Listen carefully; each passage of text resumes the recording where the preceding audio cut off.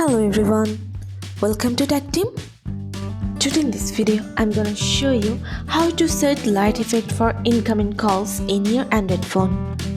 Before starting the video, please subscribe to Tactim. So let's get started. For this, you have to open your settings. Let's scroll down and go to Dynamic Effects.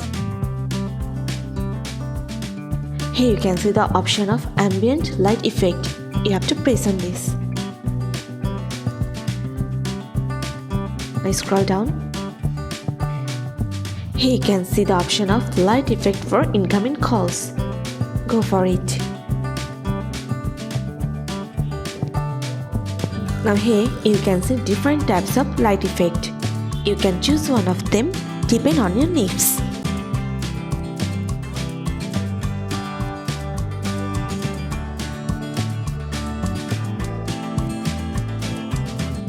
After choosing your light effect, you have to press on Apply.